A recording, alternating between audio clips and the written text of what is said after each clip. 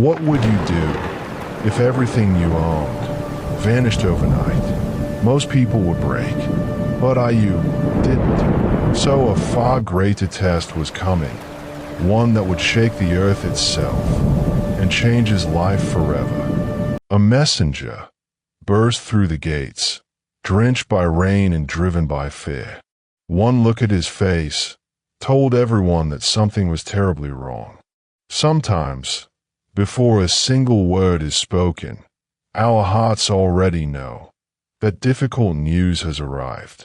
The exhausted man collapsed to his knees. His journey had been long, but the burden he carried was heavier than the storm itself. Around him, the courtyard fell silent. Every eye waited for the words he struggled to say. His voice trembled. Fear, grief, and exhaustion fought for every breath. Yet Ayub remained calm, listening with compassion. In moments of crisis, a steady heart can become a source of strength for everyone around it. Master, the flocks are gone.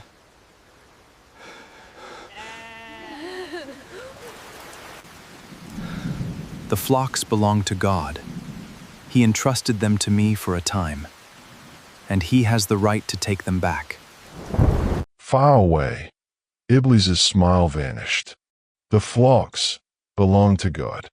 Ayub's words stunned everyone listening.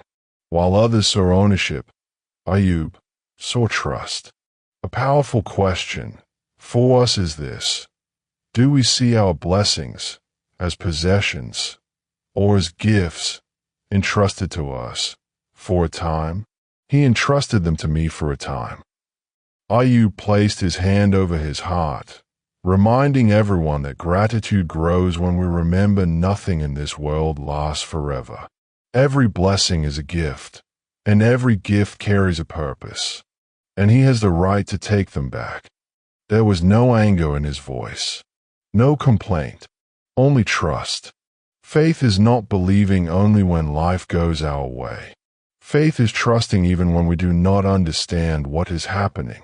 Then Ayub lowered his head in gratitude, not after receiving a blessing, but after experiencing a loss. Many people can be thankful when they gain something. Few can remain thankful when something is taken away. Far away, another watcher was not pleased. Iblis had expected fear, anger, and despair. Instead, he witnessed patience. The first test had come, and Ayub's faith had not moved. But the trial was far from Iblis, burned with frustration. He had taken away the flocks, yet Ayub's faith remained unshaken. Sometimes the tests we face are not just about loss. They reveal what truly lives inside our hearts. This is not enough, he thought. If wealth could not pull Ayub away from gratitude, then something greater would have to be tried. The challenge was far from over. Jealousy grew stronger within him. Instead of learning from Ayub's goodness, he became consumed by envy. Jealousy has always been dangerous. It blinds people to truth and pushes them toward harmful choices. He wanted Ayub to lose hope. He wanted the patient servant of God to finally complain, to finally break. But true faith is often revealed when life becomes hardest, not easiest. And so a second test began to take shape. Far away, Ayub's home still glowed peacefully in the night. He did not know what was coming next, but God knew, and every test has a wisdom behind it. Will Ayub remain patient once again? Days turned into nights, and nights into days. The loss was real, but Ayub did not allow hardship to change who he was. While others wondered what he would do next, he quietly continued forward. Sometimes, strength is not found in dramatic moments. It is found in simply remaining faithful one day at a time. Each morning, Ayub still stood before his Lord. His flock was gone, but his prayers remained. His wealth had changed, but his devotion had not. When life becomes difficult, do we move closer to God or further away? Ayub's answer could be seen in every prayer he offered. Even after his loss, Ayub continued to help those in need. Many people give when they have plenty. Few continue giving when they themselves have suffered. Ayub understood something special. Kindness is not measured by how much we own, but by what remains in our hearts. As the sun began to set, Ayub raised his eyes toward the heavens and thanked God once more, not for what had been taken away, but for what still remained. Gratitude during ease is beautiful. Gratitude during hardship is extraordinary. But far away, another pair of eyes was watching. Every prayer, every act of charity, every word of thanks made Iblis more furious. He had expected Ayub to break. Instead, Ayub grew stronger, and that only made the next test even more dangerous. The first loss had failed. Ayub had not complained. He had not turned away. Instead, his faith had grown stronger, and that was something Iblis could not accept. Some people learn from failure. Others become consumed by it. Jealousy now became determination. If wealth could not shake Ayub's faith, perhaps something far more painful could. A new trial was beginning to form, one that would touch the heart itself.